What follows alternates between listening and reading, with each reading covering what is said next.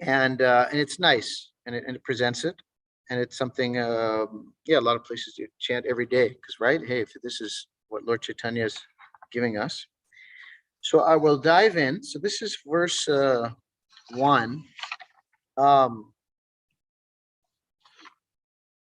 You can see this is the whole verse. Cheto darpana marjanam bhava maha davagni nirvapanam shreya kairava chandrika vitaranam vidya vadhu jivanam anandhamburi vardhanam pratipadam purnamrit aswadanam sarvatma snapanam param vijayate Shri Krishna sankirtana. So basically, I'll read the translation here. Glory to the Sri Krishna Sankirtan, which cleanses the heart of all the dust accumulated for years and extinguishes the fire of conditional life, of repeated birth and death. This Sankirtan movement is the prime benediction for humanity at large because it spreads the rays of the benediction moon, is the life of all transcendental knowledge. It increases the ocean of transcendental bliss, and it enables us to fully taste the nectar for which we are always anxious. So I'm going to break it down and go through. Basically, there's 7 metaphors here. So this is Lord Chaitanya, the original and supreme poet. And so let's see, right? This, I mean, if he's using metaphors, they must have deep meaning, right? A metaphor, you're comparing 2 different things. And because they have some similarity, So you're saying this thing is actually like this other thing. And so we may do a metaphor and it may be helpful, but if God does a metaphor, right, it's going to be perfect, actually. It's going to exactly illustrate the point he is trying to make. So, okay. So the first one is Cheto Darpana Marjana. All right. So this Chaita is your consciousness, your heart, the mind, the soul. So the idea is in the area of your heart is where the soul resides. It's not physically in your heart, but that's the area of your body where it is. And that's why,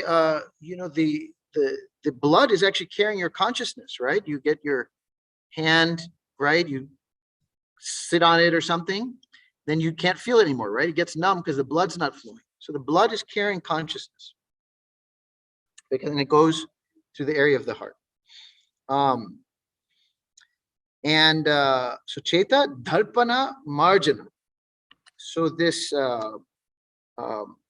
actually this Chitta, this nice I was thinking this nice bhajan Vibhavari Shesha. So we see this this word, Chaitaha or Chitta, come up. Same word, Ravananta Kara Makana Taskara Gopi Jana Vastra Hari Brajara Rakalo Gopa Vrinda Palo Chitta Hari Vangshidari. Chitta Hari. Hari, who takes away your heart. He steals your heart. We have that expression in English, right? Steals your heart. So that's Hari. So Chitta, he takes your heart, your consciousness. So Chaita Darpana Marjanam. So the Darpana is a mirror, right? So here we have this dusty mirror. And what does Sankirtan do? This chanting of the holy name, right? That's Sankirtan. It cleans the mirror, right? I thought, let me read a little bit from this pastime of Gundicha Marjanam, which is in Rath Yatra, when Jagannath leaves the temple, the main temple, in Puri, that's where he goes to Gundicha and stays there for some time afterwards. And, there's this Leela, he gets sick and like that. So anyways, there's a very famous pastime of Lord Chaitanya going and cleaning. It's called the Gundicha Marjanam. So this is the same word, right? Chetudapana Marjanam, Gundicha Marjanam, physically cleaning the temple. So I'm going to read a few verses. This is from Chaitanya Charitamrita. Sri Chaitanya Mahaprabhu first of all called for Kashi Mishra, then for the superintendent of the temple, then for Sarvamala Bhattacharya. When these 3 people came before the Lord, he begged them for permission to wash the temple known as Gundicha. As soon as the superintendent understood the desire of the Lord, he immediately delivered 100 new water pots and 100 brooms for sweeping the temple. The next day, early in the morning, the Lord took his personal associates with him and with his own hands smeared sandalwood pulp on their bodies. He then gave each devotee a broom with his own hand, and taking all of them personally with him, the Lord went to Gundicha. In this way, the Lord and his associates went to cleanse the Gundicha temple. At first, they cleansed the temple with the brooms. The Lord cleansed everything inside the temple very nicely, including the ceiling. He then took up the sitting place, cleansed it, and again put it in its original place. Thus, the Lord and his companions cleansed and swept all the temple's buildings, big and small, and finally cleansed the area between the temple and the kirtan hall. Indeed, hundreds of devotees were engaged in cleansing all around the temple, and Sri Chaitanya Mahaprabhu was personally carrying out the operation just to instruct others. Sri Chaitanya Mahaprabhu washed and cleansed the temple in great jubilation, chanting the holy name of Lord Krishna all the time. Similarly, all the devotees were also chanting at the same time, performing their respective duties. The entire beautiful body of the Lord was covered with dust and dirt. In this way, it became transcendently beautiful. At times, when the cleansing the temple, the Lord shed tears, and in some places even cleansed with those tears. After this, the place where the deity's food was kept was cleansed. Then the yard was cleansed, and all the residential quarters one after another. After Sri Chaitanya Mahaprabhu collected all the straw, dust, and grains of sand in one place, he gathered it all in his cloth and threw it outside. Following the example of Sri Chaitanya Mahaprabhu, all the devotees in great jubilation began to gather straws and dust with their own cloths and throw them outside the temple. Then the Lord told the devotees, I can tell how much you have labored and how well you have cleansed the temple simply by seeing all the straw and dust you have collected outside. Even though all the devotees collected dirt in one pile, the dirt collected by Sri Chaitanya Mahaprabhu was much greater. So I'm going to continue a little bit, but the acharyas talk about that this is also an analogy of how the Lord cleans our heart, and that we want to clean our heart. So the Lord is residing in our heart. And so you can see that if we make some effort, actually Krishna will help us. And that's why this chanting of the holy name, that is Krishna acting. Krishna will scrub and clean this mirror of the heart. And you can see his ability to clean is so much greater than ours. But we have to do our part, and then he will pitch in. While the temple was being swept, about 100 men stood ready with filled water pots, and they simply awaited the Lord's order to throw the water from them. As soon as Sri Chaitanya Mahaprabhu called for water, all the men immediately brought the 100 water pots, which were completely filled, and delivered them before the Lord. In this way, Sri Chaitanya Mahaprabhu first washed the main temple and then thoroughly washed the ceiling, floors, walls, the sitting place, and everything else within the room. Sri Chaitanya Mahaprabhu himself and his devotees began to throw water onto the ceiling. When this water fell, it washed the walls and floor. Then Sri Chaitanya Mahaprabhu began to wash the sitting place of Lord Jagannath with his own hands, and all devotees began to bring water to the Lord.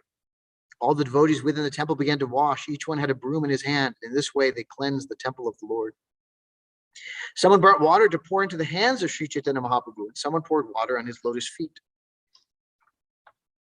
The water that fell from the lotus feet of Sri Chaitanya Mahaprabhu was drunk by someone who hid himself. Someone else begged for that water. Another person was giving that water in charity. After the room was washed, the water was let out through an outlet, and it then flowed and filled the yard outside. The Lord mopped the rooms with his own clothes, and he polished the throne with them also.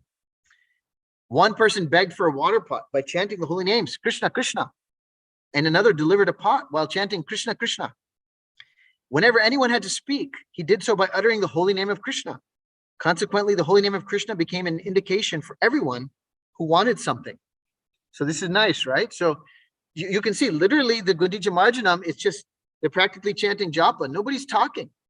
They're just saying Krishna, like they want the water pot. They're like, Krishna, Krishna. And the person saying, oh, it's another room, Krishna, Krishna. Okay, I need water, Krishna, Krishna. Oh, let's take a prasadam break, Krishna, Krishna, right? Everything's just communicating with the holy name. So it's very beautiful. So this pastime, so this is the same thing. This japa that we do, the temple chanting, going out on Harinam Sankirtan, this is all cleaning. And so it's like a internal reenactment of this pastime of the cleaning of the Gundicha temple. Just by this chanting, it's happening. When the water from the different rooms was finally let out through the halls, it appears as if new rivers were rushing out to meet the waters of the ocean. Outside the gateway of the temple, all the roads were also cleansed, and no one could tell exactly how this was done. In this way, all the rooms were cleansed with 100 water pots. After the rooms had been cleansed, the minds of the devotees were as clean as the rooms. When the temple was cleansed, it was purified, cool and pleasing, just as if the Lord's own pure mind had appeared. So this is the point. This is the point. That this actual cleaning of the heart happens, but also Prabhupada said, there's a saying, cleanliness is next to godliness.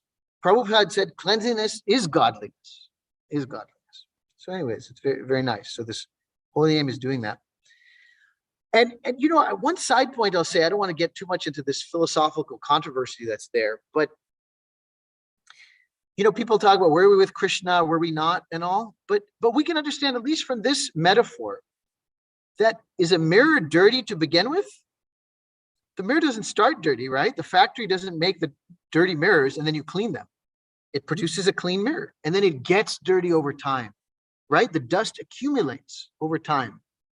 So really, I would suggest this metaphor is consistent with the idea that we were a clean mirror, reflecting Krishna. But then gradually, by association with material energy, we became more and more dust covered. And so now we want to reverse that process.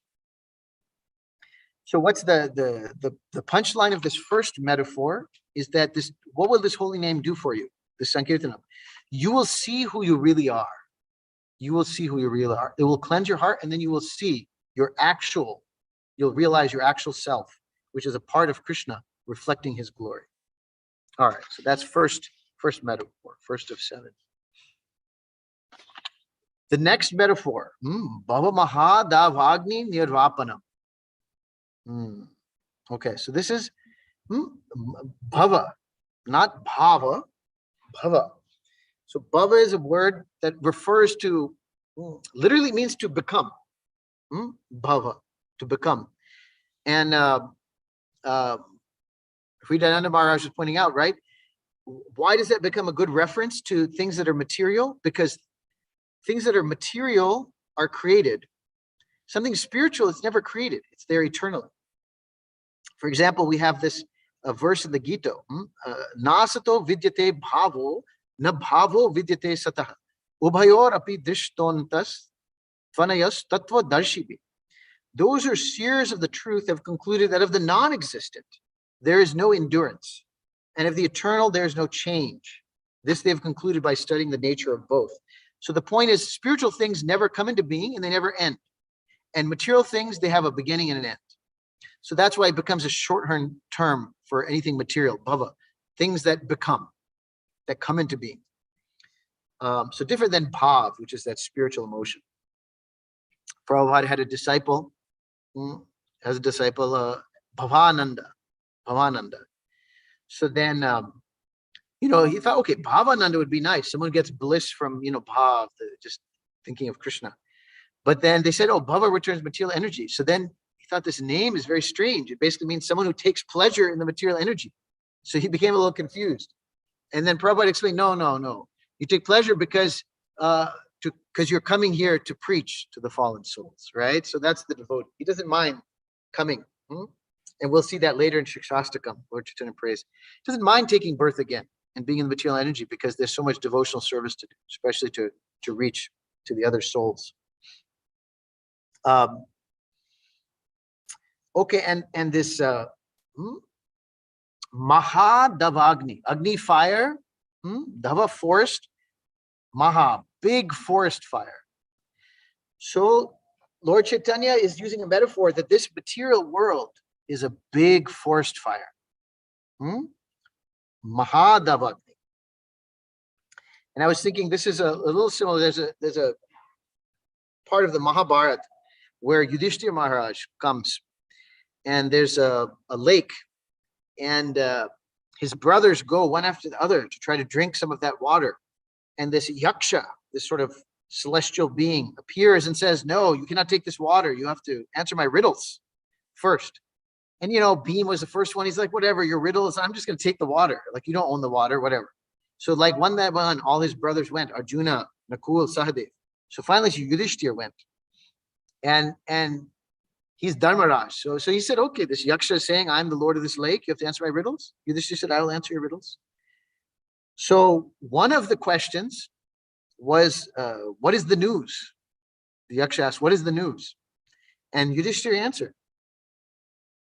He said, oh, there's a new variant of the COVID virus, Omicron. No, that's not the news. That's not the news.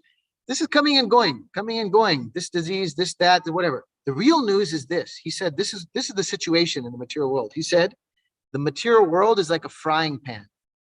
The sun is the fire. The day and nights are the fuel.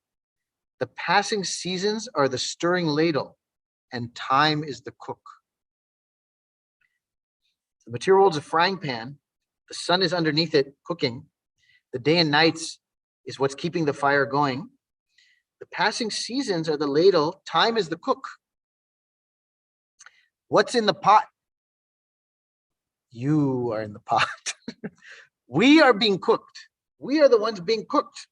So this material world, same thing. The forest fire being cooked. There's heat and suffering. But the effect of this chanting of the holy name, nirvapanam, nirvana, nirvapanam, it extinguishes this forest fire, extinguishes it.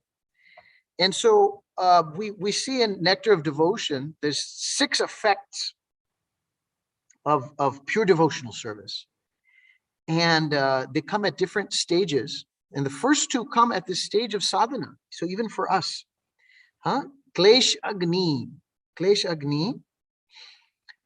and then Shubhada. So this Klesh Agni is that relief from material distress, relief. So the essence, right, the one effect we saw in the previous metaphor is that you will see who you are. If you chant Hare Krishna, one result is you will see who you are. The second result is you will be relieved of miseries. If you chant this holy name with absorption, you will feel relief. You'll see this fire, which is always burning us, will subside. All right, so we'll go on to the next metaphor. Shreya Kairava Chandrika Vitarana. This is very poetic. Actually, in fact, it's so poetic that I decided I must name my second daughter after this metaphor. So this is Lord Chaitanya getting super poetic. It's like a mixed metaphor. All right, so Shreya is from Shri, fortune, right? We say the goddess of fortune, Shri. So Lakshmi, Shri is another name of Lakshmi. The Shri Sampradaya is the Sampradaya founded by Lakshmi. So Shri is fortune. So Shreya is this good fortune. And then this, here, let's go. Yes, we don't want the fire anymore. Oh, beautiful. White lotus. Kairava. Kairava is one type of lotus. There's so many lotuses. Utpala, Kamala, Pundarik, Padma, right? There's so many Niraj. There's so many names of lotuses and so many types of lotuses. So this Kairava is a white lotus. And Hridayananda Maharaj, he explains that it's actually a night blooming lotus. And so he said it's perfect. It's showing that in Kali Yuga, which is this dark age, even though it's all this darkness, there is no sun, right? Of these earlier yugas, just an illumination. It's darkness.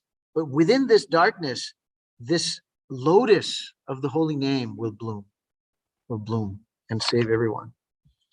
So this Shreya Kairava, this white lotus of good fortune.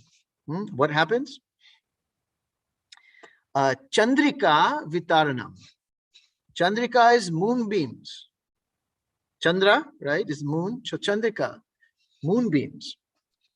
So this white lotus of good fortune is Chandrika Vitaranam. This white lotus is distributing moonbeams. Vitaranam is distributing. This is from the same word is used in this Dasavatar Stotra. Vitarasi dikshurane dikpati kamaniyam dashamukha mauli balim ramaniyam Keshava drita rama sharira jai jagadisha hare jai jagadisha hare jai jagadisha hare.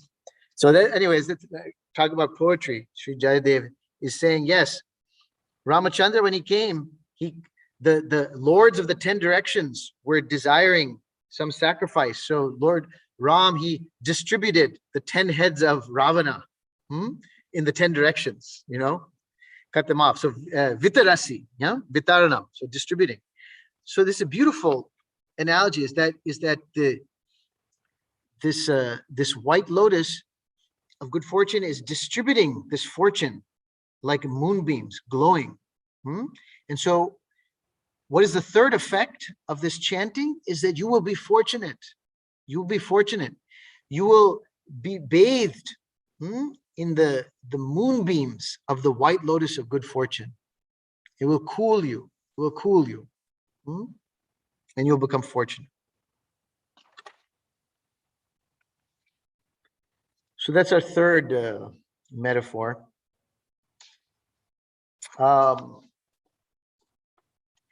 Fourth one, Vidya Vadu Jivanam. Vidya Vadu Jivanam. So Vadu is the bride, the bride. So Vidya is the Vadu of this chanting. And the chanting is the jivanam of Vidyavad. So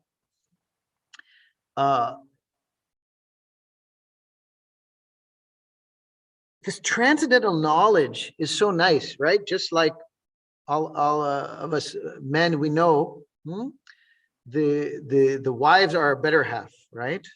As they say. So this chanting is, well, let me read this from Bhagavad Gita 438, glorifying knowledge. Nahi jnanena sadrisham pavitram iha vidyate tat swayam yoga samsiddha kalinatmani vindati. In this world, there's nothing so sublime and pure as transcendental knowledge. Such knowledge is the mature fruit of all mysticism.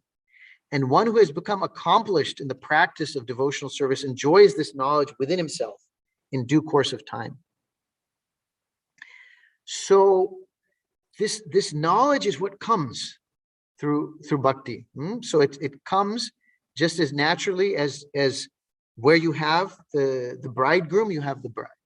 You have the bride. They come together, and it is the fruit of this practice, and the better half of it. And then this jivanam is like we talk about. That's an expression. It's the very life of something.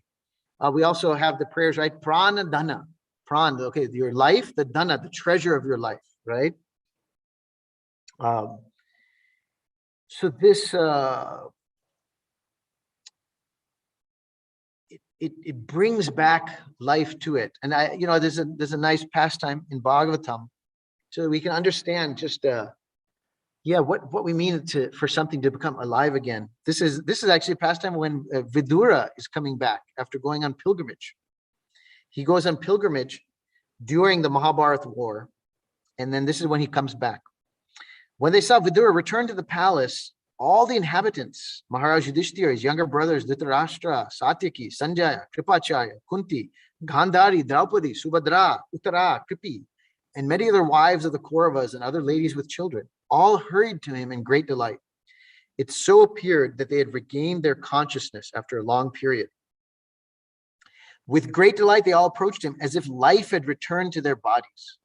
They exchanged obeisances and welcomed each other with embraces. Due to anxieties and long separation, they all cried out of affection. King Yudhishthira then arranged to offer sitting accommodations and a reception. So it's so beautiful, these relationships. We see in the Vedic culture. I also saw, when I would visit my cousins in India when they lived there, many years ago when they were younger. I would go there, and my sister and I, we were just there for like a week or two. And when we were leaving, they would cry, so much, right? So much love, so much love. And so this, and then, right, if you return, so that's what all these, they were all missing him. And when he came back, it's as if they were dead and they became alive again. So beautiful.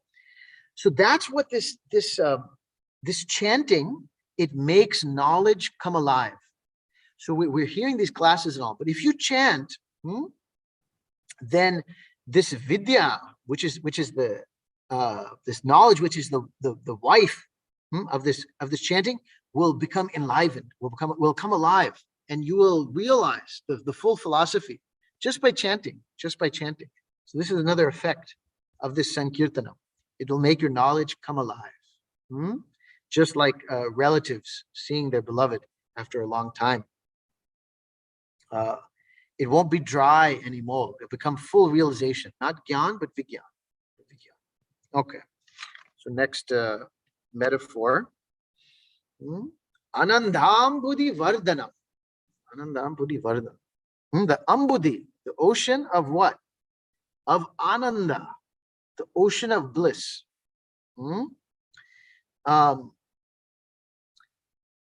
Vardhanam, it increases. It increases. Prabhupada would talk about that the ocean, one of the ways he would show that there's Krishna in control, there's a God in control, he would say, you'll see the ocean will not cross its bound, right? The tide will come in, right? And there's a maximum point, and then it goes. And it doesn't go. That's why in beaches, they can kind of set up things, right? This is how far the tide comes at high tide, and not any further. So Prabhupada would say, you can just see the ocean is obeying what authority? Why doesn't the ocean just do whatever the ocean wants? I mean, right? There was one time when the ocean was taking away some eggs of a poor bird, right? And grabbed them. But then Garuda came, and the ocean became afraid. Well, the bird first said, hey, give me back my eggs. Give me back my eggs. And then the ocean said, yeah, whatever, And the bird said, well, I'm going to dry you up, right? And taking a little ocean water in the little beak. And the ocean was kind of laughing. This is like a joke, But then Garuda saw, oh, here's my fellow bird. And he felt some compassion. So he said, okay, ocean, give back the eggs. Otherwise, I will do what this little bird's doing. Then the ocean became afraid, right? So the ocean is doing, it's following orders. And so this is an example, Prabhupada would say, but this real ocean may not exceed its bound, but the ananda ambudhi, the ocean of bliss, it will increase. It will increase.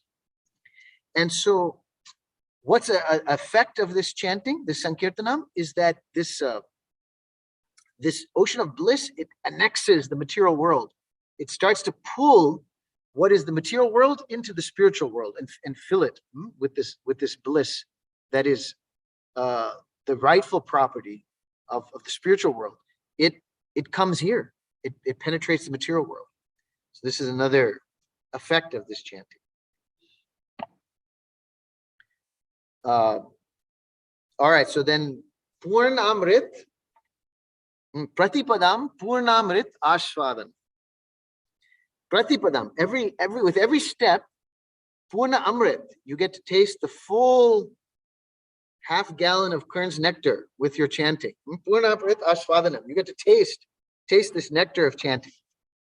So this is the thing, right? Prabhupada explains, this is in 9th chapter, right? The Krishna is explaining in Gita, and then Prabhupada comments that this process of devotional service is a very happy one. Susukam. Why? Because devotional service consists of Shravanam Kirtanam Vishnu. So one can simply hear the chanting of the glories of the Lord, or can attend philosophical lectures on transcendental knowledge given by authorized acharyas. Simply by sitting, one can learn. Then one can eat the remnants of the food offered to God, nice palatable dishes. And every state devotional service is joyful. So this nectar for which you're anxious, this taste, this enjoyment, this chanting, it will fully satisfy that. Even from the beginning, it is joyful. Pratipadam, each step of it is joyful. I remember when I first went, I grew up coming to Hare Krishna temples, but we did not follow. We just went on Sunday. You know, people go to church, right? Just nominal Christians, they say. So we were nominal Hare Krishnas. My family would go, we would, you know, partake and do everything there. And the rest of the week, you know, whatever, do everything that everybody else is doing. You know, we weren't even vegetarian. And anyway, so I grew up, but then my first time staying in a temple was in the San Diego temple when I was in college, you know, and I went. And I remember, so the first time I went to Mangal Arti, you know, I woke up and I was just kind of like, wow, who wakes up at, you know, 4 a.m, whatever. I was just kind of bleary-eyed and went. And I was in the temple room and I was just like, you know, partly because I was half asleep, you know, and I thought this is like a dream, you know, and all the devotees, they were just chanting very softly, you know, and I thought, wow, maybe I died and I'm in heaven or something, you know, like it's just kind of the soft music and they were just swaying, you know. Anyway, so we've experienced that you know, especially when you're first coming. I mean, maybe Josh can testify, you know, right? Like first coming in contact with Krishna consciousness, such amazing experiences, and actually the actual experience of Krishna consciousness is joyful. It is fun. So this is the effect of this chanting. One of the qualities of this chanting is it is fun. It's meant to be fun. If you're not having fun with it, then you're probably doing something wrong. So we should figure out. Now it's also hard work to, right? The cleaning of the mirror is like a chore, but the point is both things are happening. You put effort, so it's not that you don't put effort. You put effort, but if you put the effort, you will get reciprocation. This is the point. You will taste that. You have to go buy the Kern's nectar. You have to open it up. You got to pour the glass. You have to drink it. And once you do that, you'll have the taste. So you do the work, and you will get this pleasure from this chanting. All right. So now we have the seventh analogy. So Anandamuri Patipam Purnapit Ashvadanam Sarvatma Snapanam. So this is cleaning you. It is bathing everybody. Snapanam, this shower. Sarva Atma, all the souls are being bathed by this. We are children of God, and we've been playing in the mud of the material world. So we require a shower. And this chanting will do it. It will make you clean. So it cleans, right? The first one was the mirror of your heart. It's going to clean. But if you go and you chant, those who are hearing you chant, they will also become cleansed. Sarvatma. In fact, it's cleaning the whole world. Very powerful. Don't underestimate the power of this chanting. It doesn't just affect the practitioners. We are in Kali Yuga. This is not a time where you would see things like vegetarianism, yoga. These things that you see coming up in the popular culture, they are coming because there are devotees chanting Hare Krishna. Make no mistake.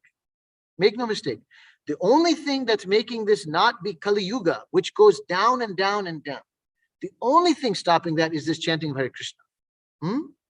Do not think any of these other things. The other things are happening because of this chanting of Hare Krishna. Otherwise, nothing else can stop this Kali Yuga.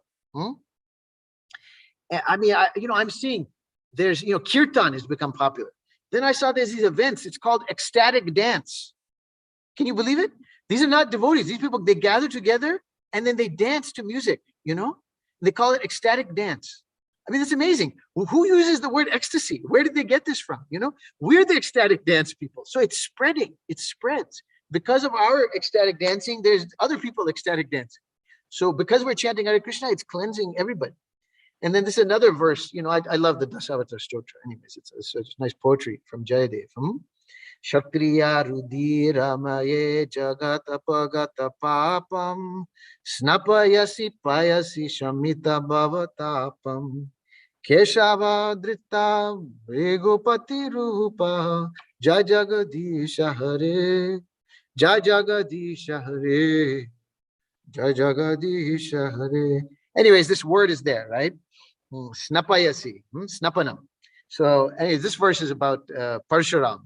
It's a different kind of bath. He's bathing the world in the blood of the Kshatriyas because they were fallen. Anyways, but the same idea of cleansing.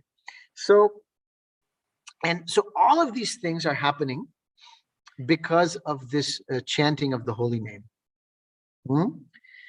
So Lord Chaitanya is saying all victory, Param Vijay, supreme victory, Param Vijayate to what? Sri Krishna Sankirtanam. Why? Because it does all these things. So he's saying because this Krishna Sankirtanam does all these things, supreme victory to it, right? Because it's all these good things happening from it. All these good things. And this Sankirtana, my Guru Maharaj, Bhakti Charu Swami, he would explain that there's three kinds of Sankirtana. So Kirtan is really glorifying. Kirti is like fame. Kirtan is so glorifying the Lord, is also Kirtanam, but in this context, we're talking about the chanting, right? Lord Chaitanya came to teach the chanting. So, and Samyak, this prefix means like all or complete. So my Guru Maharaj would explain one type of Sankirtan is you do your japa. So you've seen all these benefits. So you're like, okay, I want to do this Sri Krishna Sankirtanam. I want to get all these things. I want the cleansing and the knowledge and the knowledge comes alive and my heart becomes pure and I get auspiciousness and material miseries. The fire gets extinguished. So you want all these things. You want to do Sankirtanam. So there's three kinds of Sankirtanam you should do. One is when you do your japa, just your solitary chanting. Do it with complete focus. Samyak, Sankirtan. Do your complete focus. So that's one Sankirtan. Another one is when we get together, right? And we chant, many of us together, Sankirtana, in the temple, right? We would have been doing that. We would have been hearing Daniel, sing his heart-wrenching melodies that make us feel the love, but we're missing that. But if we go out in the streets and we chant, that's as a group we're chanting. And there's a third type, which is, again, like I said, this kirtanam has this other definition. It's not just chanting the holy name, but it's also glorifying the Lord. And so my Guru Maharaj said that if you use everything you do at work, you're talking to people, you're giving prasadam, you're telling about Krishna. You use everything that you do to glorify Krishna. You use your Facebook account, to glorify Krishna. If you use everything else in your life to glorify Krishna, that is also Sankirtanam. So these three kinds of Sankirtanam, please do them, and then you will derive these 7 kinds of benefits that Lord Chaitanya said. Thank you very much for your attention. I think we have a little time for questions or discussion, realizations, anything you want to share. It'd be nice to hear from you all. Thank you so much, Navin. Such a nice class, and I'm glad we came back to the gallery view so we can see some devotees. Really like your slideshow because you really picked some really catchy pictures that, like, why are you showing a baby taking a shower? So that was really nice. So thank you and then the mango nectar was definitely reminding us of mango lassi. So thank you so much for a wonderful class. Would like to ask devotees if you have any questions, any comments. Just as Navin Shyam said, that we are starting the first prayer of the 8 prayers by Lord Chaitanya. As he said, Lord Chaitanya, who is none other than Krishna, left just 8 instructions. And it's all in there, and he's trying the first one. So would request devotees if you have any questions, any clarification you want him to clarify, any takeaway, any realizations. Yes, please, you can either unmute yourself and jump right in or raise your hand so that we, if we have more than one, I can monitor and keep track of it. So go right ahead. Any questions? I have a question, Navin, and I was making notes about it, and where's my notes? There it is. So as you were speaking about cleaning the mirror of the heart, right? And sometimes we know that, in our regular household duties, when we clean the mirror with Windex, with a paper towel, it's not just a one-time thing. right? We go back after 3 days and we clean, we go back and clean. So how can we really grasp the understanding that the importance of cleaning the mirror is not just a one-time thing? Right. You know, how can we Right. do the work? Because people say, "Amen, it's too much work." Yeah. Yeah. You know, there's the mirror in the apartment that has been neglected. Actually, Josh was telling me about, he had to go clean or deal with a house, you know, where the power had gone out, and so the fridge had been there. I don't know how long. I don't know how long was it, months or something? Anyways, so and then the folks were saying, you know, try to save the fridge, and he said, you can't save that fridge. The stink is going to be too strong now, right? So the idea is that the mirror in that apartment may have been very dirty also. So there's the accumulation. So until we've come to Krishna consciousness, there was just accumulation of dust. Nothing was cleaning it, but everything was bringing dust. Every birth we were taking in the material world, you know, all the desires we were chasing was just making more and more dust, more thick dust. So when we've started to chant Hare Krishna, that is the major thing, right? So the dust may start to accumulate, but that it's minor at that point. The main thing is to get this thickly encoded dust, you know, from so many lifetimes, and it's very thick. So that initial cleaning actually itself will take a lot of time, you know, or a lot of intensity. Actually, it doesn't take a lot of time if our chanting is absorbed enough. It can be very quick. It can be very quick. But then we continue, and the beauty is this is because the question may be, when am I done? When am I done with the cleaning? When is it finally clean?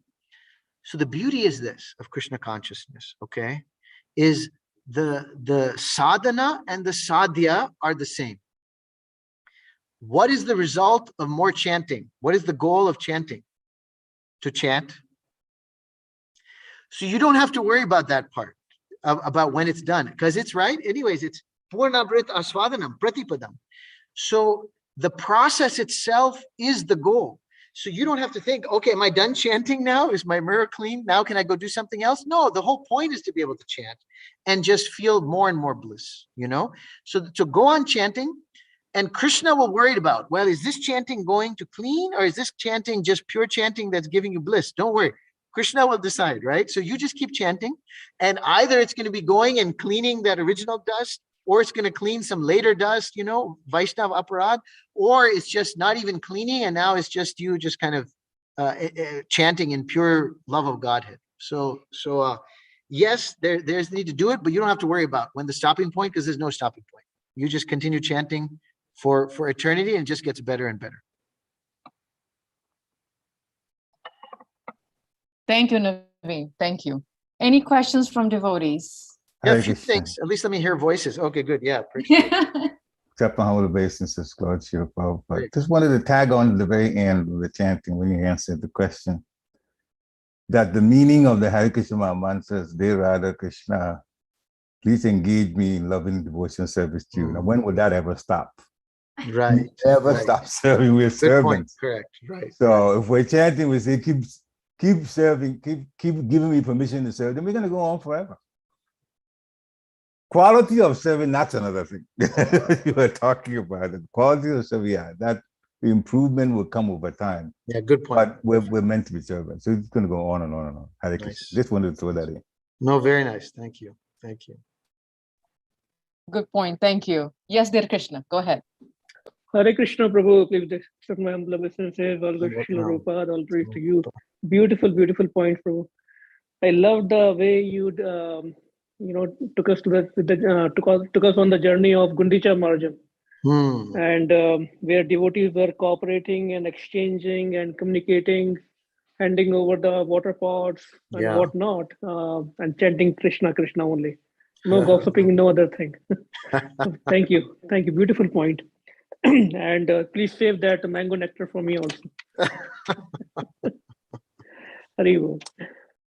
Thank you very much. Thank you. Very nice. Navin, it's just funny that Dear Krishna talked about the Gundicha Marjana pastime, because as you were speaking and you were sharing, like, they were just saying Krishna, Krishna for everything, right? Water, Krishna, Krishna, Krishna, Krishna, everything was Krishna, Krishna. How is practicing devotees, we sometimes get distracted during service rather than saying Krishna, Krishna, we have idle talks. How can we focus our minds, bring the mind back to that mood? Of course, it's we cannot copy or imitate that, the great acharyas, but at least to learn or develop that understanding of the importance of saying, hey, Krishna, Krishna, rather than some idle talk. Like, how can we try to work on ourselves to get that understanding and mood? You know what I mean? Yeah. With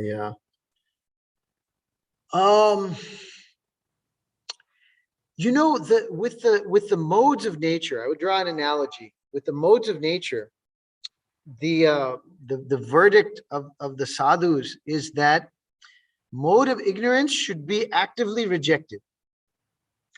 Mode of goodness should be actively pursued. And mode of passion, we are ambivalent.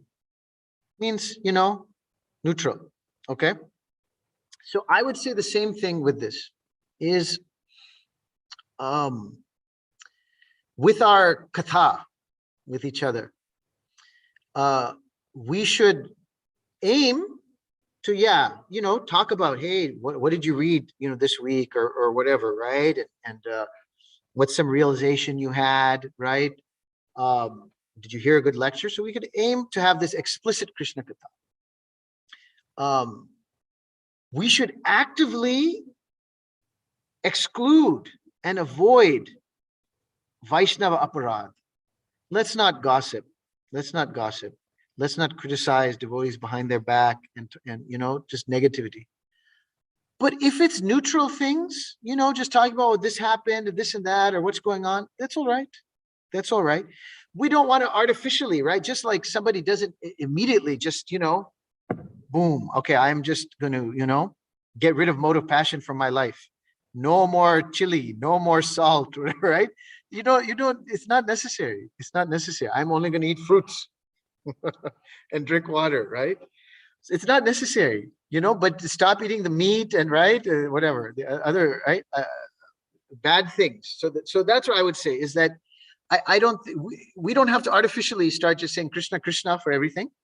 But what we should do is get rid of that lowest class of katha, get rid of the aparad. And then the other things, if we just want to talk about this and that, I took a trip here, I saw that, there's no harm. So get rid of the lowest stuff and try to, get some more Krishna conscious stuff. But the other stuff, yeah, it's okay. It's just like mode of passion. It's kind of there. We're neutral. As you were speaking, I was remembering Vrindavan Radhika's point in one of her class in ISKCON of Philadelphia, where she was saying, if you want to remove something, you have to replace it with something positive.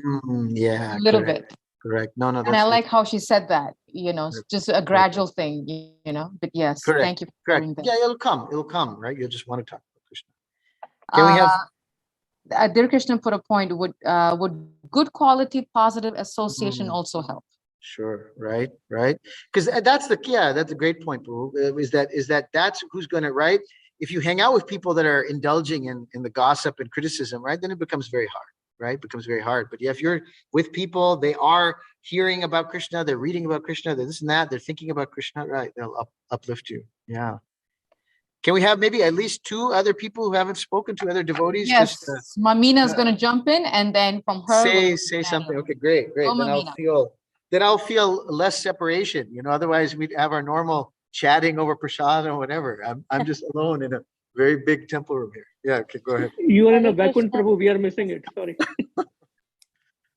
Hare Krishna, Prabhuji, Dandavat Pranam. Hare Please Bol accept Mataji. my humble obeisances. All glories to Srila Prabhupada, all glories to you. I have a question. Well, how to recognize or distinguish between modes of goodness and passion? Yeah. And Good. in relation to whatever you have told, like if I take cleansing,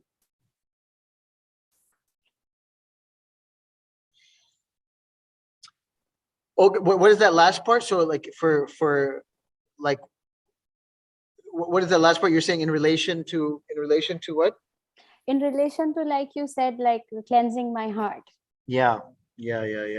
like in anything positive, the energy is same, right? The drive is same, the motivation is same. I don't know, is it confusion or is it? No, so yeah. So the idea is we know we're acting in the mode of goodness if we're doing it out of duty because it's the thing to be done. And we're not attached to the fruit. That's acting in the mode of goodness. I'm not worried about the result. This is what Krishna has given me to do, and so I will do it. And I will have success. It's okay. I'm not going to get too crazy. I have failure. It's okay. I'm not going to be so disturbed. I will be steady and I'll just do my duty. I'm not attached to the fruit. I'm just doing it because that's my service to Krishna.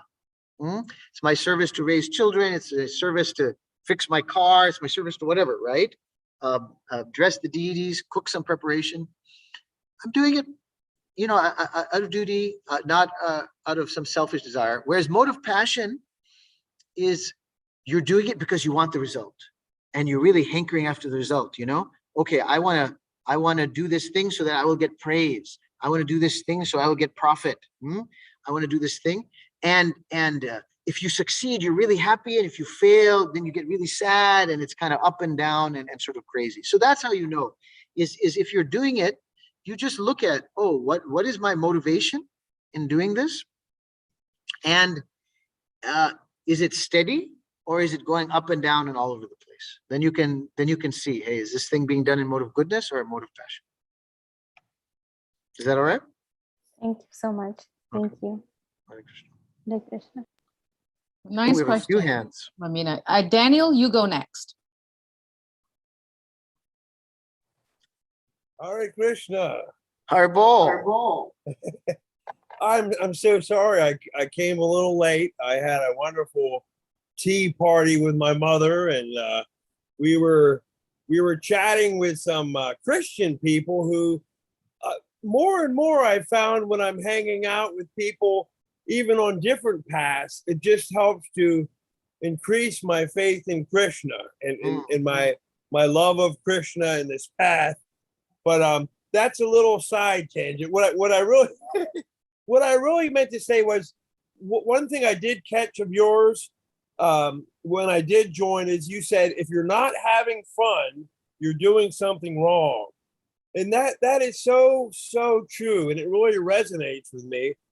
In my life, I've been to many temples and many churches, and many times in the past, it feels like people are just kind of going through mechanical, kind of rote repetitions of things and not really feeling the bhava or the juiciness or the God connection inherent in it.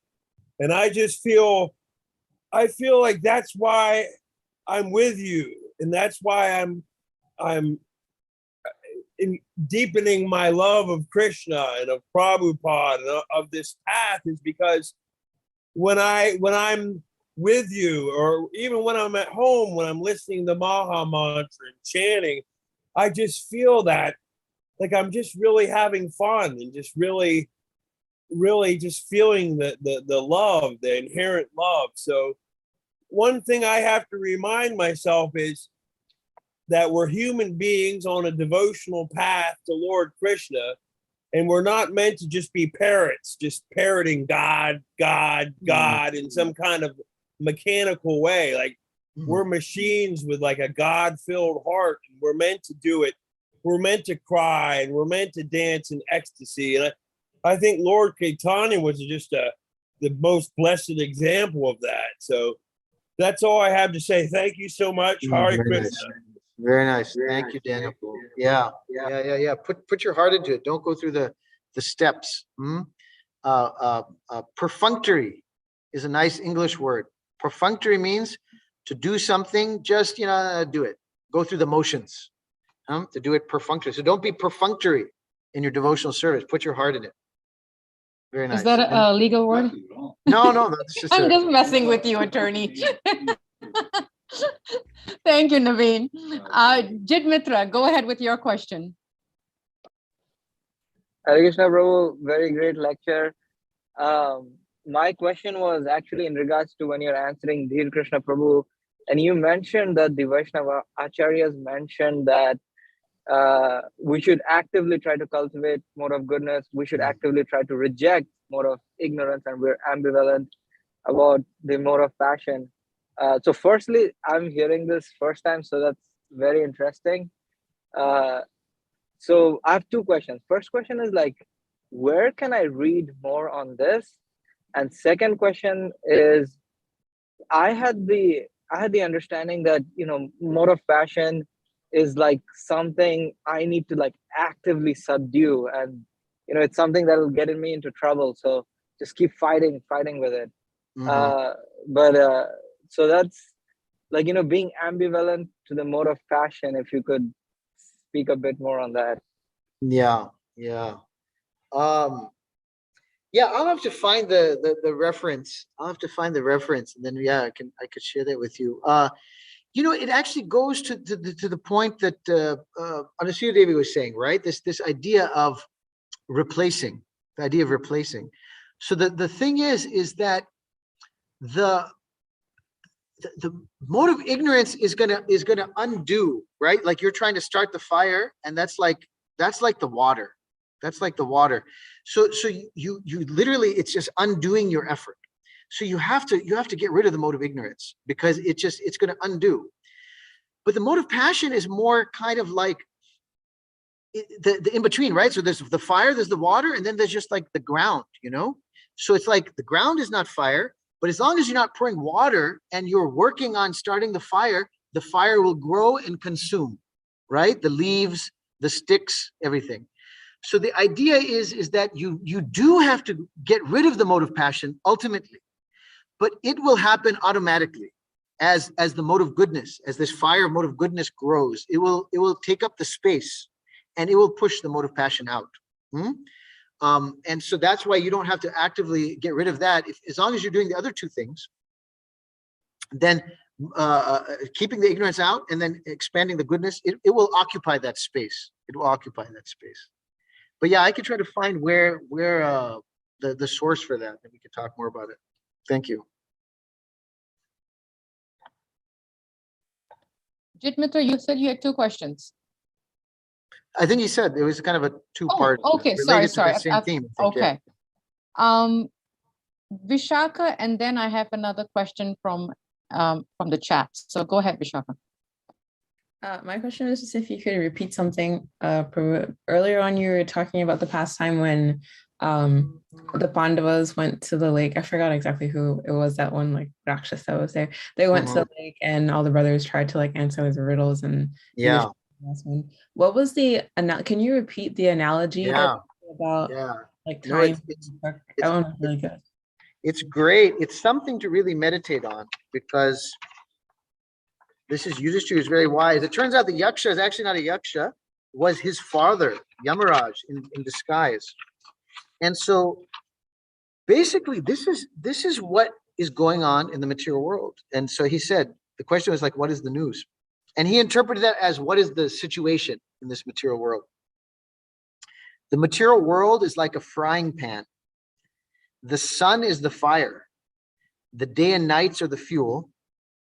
The passing seasons are the stirring ladle, and time is the cook. And we're the ones in the pot. That's the missing thing in the analogy, right? What's being cooked? I see the fire, I see the pot, I see the handle, I see the cook. What's cooking? What's being cooked? Us. We're being cooked. And so we need that relief. We need that relief.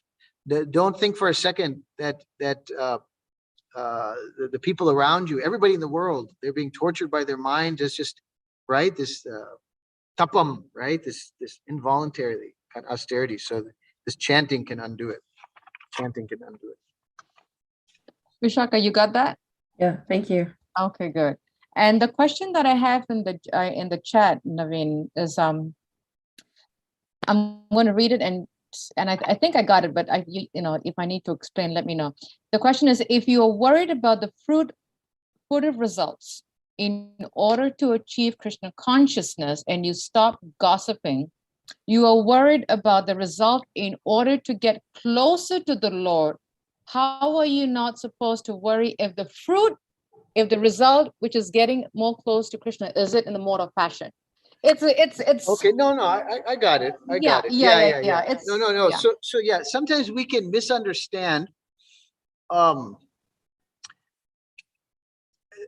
that objective is very nice. That's not considered fruitive. If your objective is to please Krishna, right? Like that's a result. That's a result. Pleasing Krishna, but that doesn't generate any karmic reaction. You see, that is a pure desire. That is the only pure desire.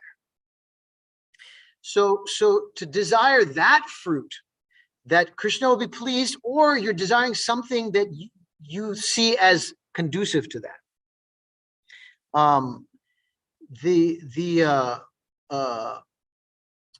That is the inherent desire of the soul. And so that is not considered artificial, it's not considered mode of passion. That is transcendental. That is transcendental, right?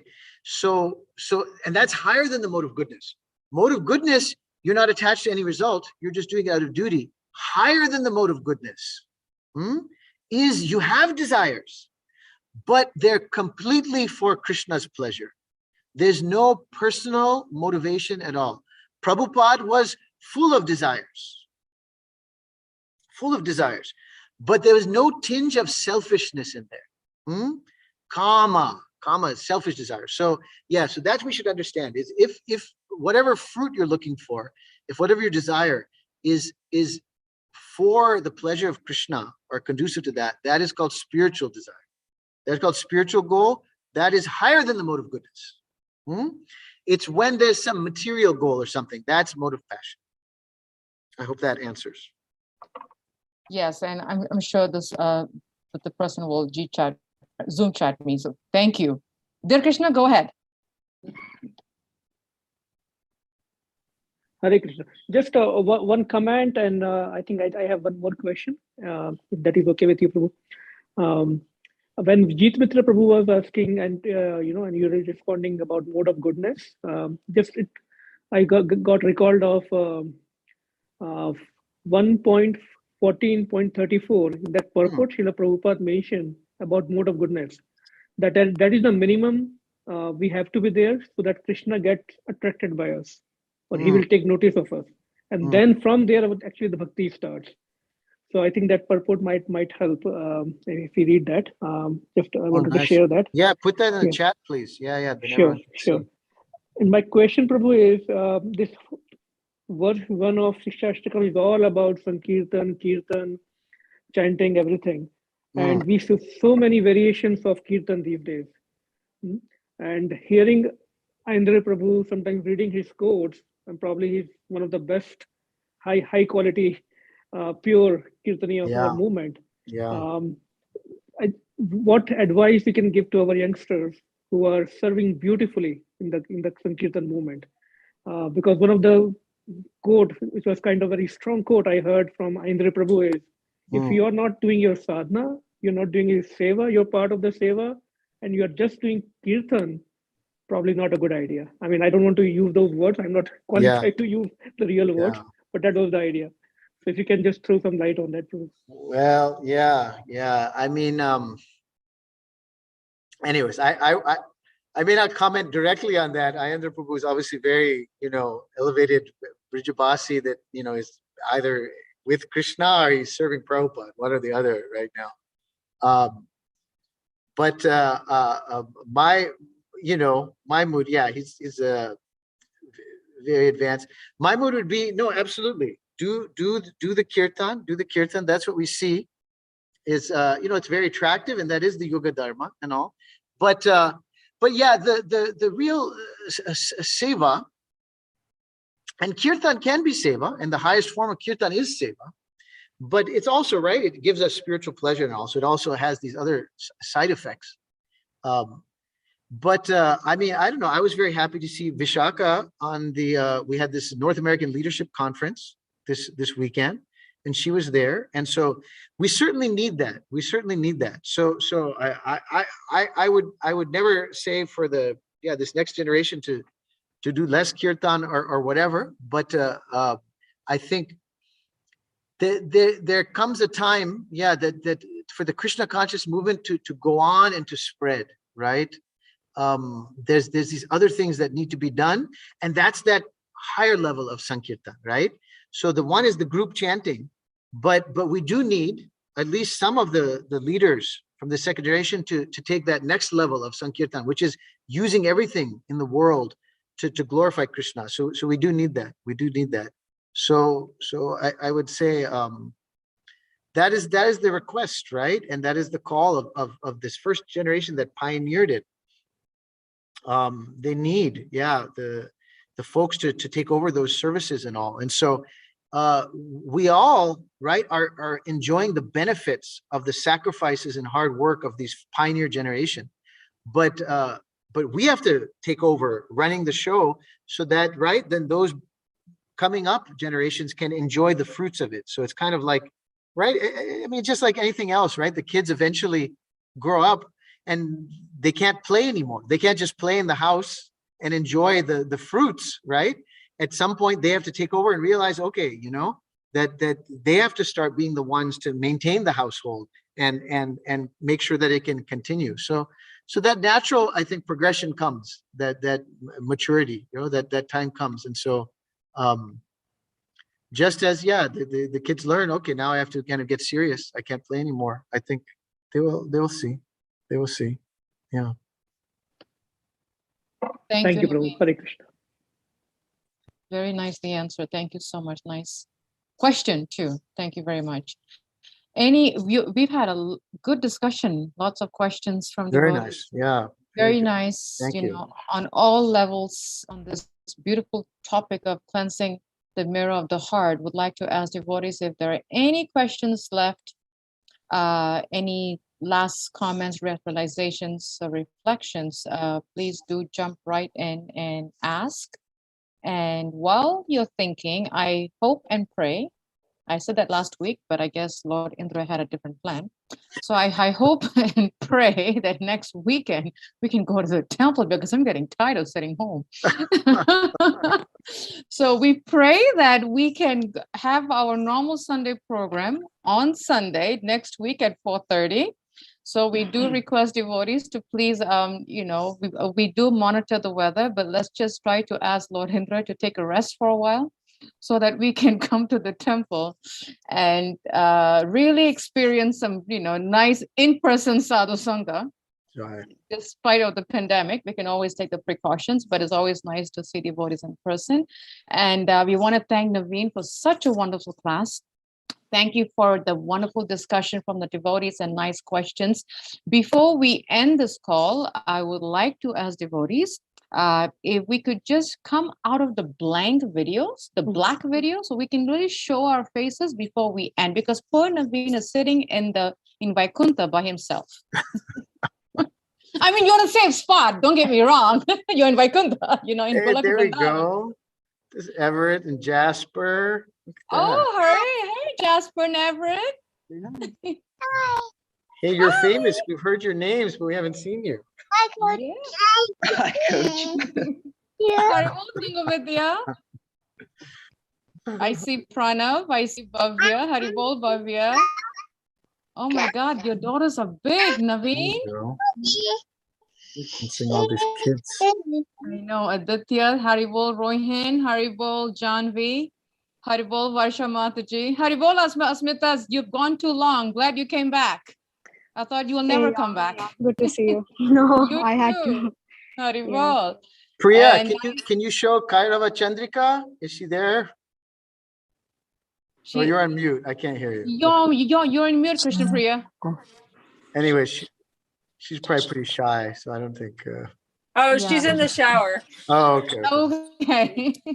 The only way I got her in there was a surprise. Oh, okay. Mami, Hey, you said you Xavier. wanted to share something. Hey, Xavier, Haribol, Yeah, Xavier, yeah. good to see you. Nice. I I'm love it. glad that we can I see love your it. face. We hardly see your face. Yeah, and John, Hare you look Krishna Devi, it's good to see young. you. Very nice to see you. Yes, Mamina, you wanted to share something. Go right ahead before we end. Go ahead. Yeah, I just wanted to share about the slides that you were having for today. Like there was one slide where we saw forest fire, and Hare then Krishna. immediately we saw the second one was the white lotus. Mm. That completely changed the mood and and everything. I mean, that was such a nice comparison, like of suffering and of peace. Yes. Oh, Right. nice. That was my realization. I mean, that just was making me so restless, that picture of the fire, forest fire, and then immediately when the slide changed to white lotus, and it was so peaceful, so calming. Joy. So beautiful. Amazing how pictures can affect the Oh, consciousness. thank you so much. Absolutely. We want to thank you all for turning your videos on. Again, thank you for Navin, Shyam, for adjusting with us and giving the class on Zoom. And before we end, Vanchakaplibhyascha, Kripasindu Bevacha, Patitanam Bhavanebhyo, Vaishnavebhyo Namo Namah. Srila Prabhupada ki jai. Have a wonderful evening and a wonderful week. Hare Bol. Hari Hare Bol. Krishna, Thank you, Hare Navin. Bol. Thank you, Mataji. Hare Thank you, Prabhu. Krishna. Thank you.